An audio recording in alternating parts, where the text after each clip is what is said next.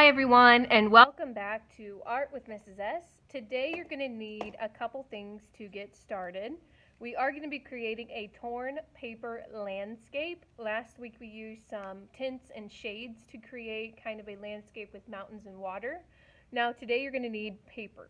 I have a nice big piece of paper. I chose white, but any color will do. It depends on what scene you are creating. You could also do a nice big blue for a sky.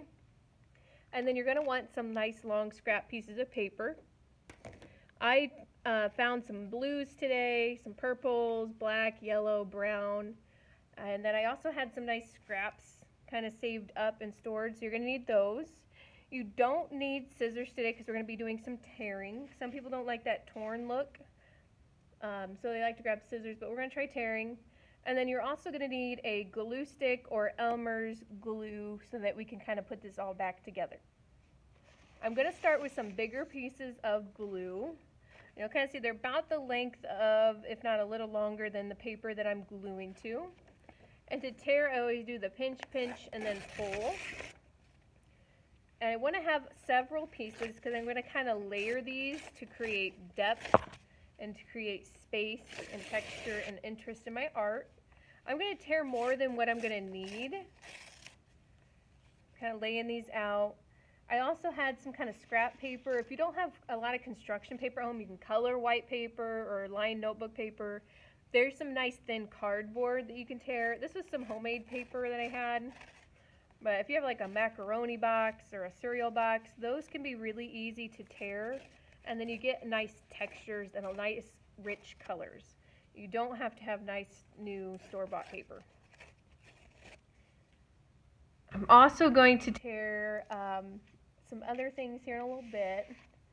I also had this nice scrapbook paper. It's got kind of shine to it, it's blue. Let's tear this too.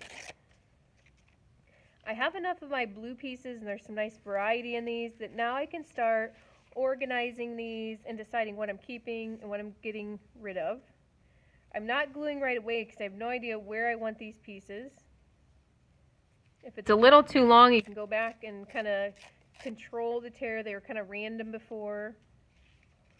I'm just going and kind of layering these so that I have light and dark blues kind of hiding in here. Once I get kind of an arrangement that I like, I can start gluing. I think I'm going to do more of a water scene. If you want to try to create more of grass, maybe you'll use greens. If you want to do more mountains, maybe you have some grays. It all kind of depends on what you have available. But I'm starting to see water with these colors that I chose. So I'm going to create kind of some water, some waves down towards the bottom of my page. I'm going to go all the way to the edge with some of these. Some are going to overlap. If you have a lot of pieces sticking up, you can put more glue on those later. If you're using torn cardboard or really thick paper, you might want to use that runny Elmer's glue if you have some. This stick glue works great for a lot of paper, but these thicker papers sometimes it just doesn't stick very well. I'm kind of looking, where do I want these waves? Where do I want these torn pieces at? Where's it going to go? I'm kind of tucking them back in. If you work fast enough, they won't dry enough you have to rip anything up. Squash in. Remember, don't hit your art. Be nice to it. Figure out where I want to place it first and then flip and put the glue on. I don't want this big white piece in my water that I kind of have at the bottom of this Seascape. So I'm going to keep filling, keep adding these pieces until my art looks finished or complete to me.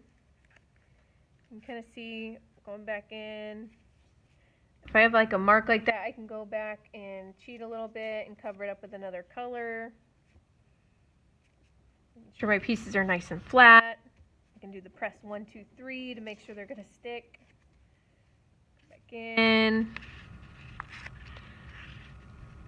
I'm going to have this one kind of taper off at the end. So yours is going to look different than mine, especially with torn paper. You never know how it's going to tear exactly. We can try our best, but that's kind of the beauty of it. You get kind of those nice little accidents. Put this in here. I could do other colors in the sky if I wanted to. If I didn't use white, I could do like gray clouds. I think I'm going to try to do a sun and maybe a little boat for my little detail. So I have yellow for that today. Tearing a circle can be just as hard as cutting a circle. So I'm going to pinch, pinch, pull, and then start pulling, but turn my paper at the same time. If you get something a little more square, more oval at first, just go back and rip off little pieces that you need to. So I have a little sun. You can have your sun kind of behind the water. You can have it up in the corner. And glue that down. I think I kind of like it over in the corner. And the last thing I'm going to do, I have some scraps here. I can kind of start playing around until I have something maybe in the water. You don't have to do a boat. You could do a sea creature. I'm going to do a nice little sailboat.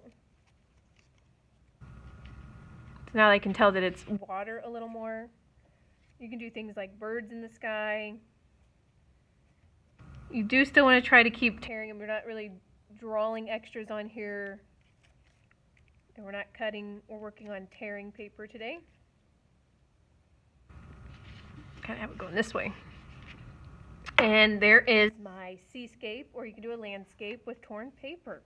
When you're done, don't forget to post a Padlet with your first, last name, and teacher. Thanks for joining me today. I can't wait to see all of your wonderful creations.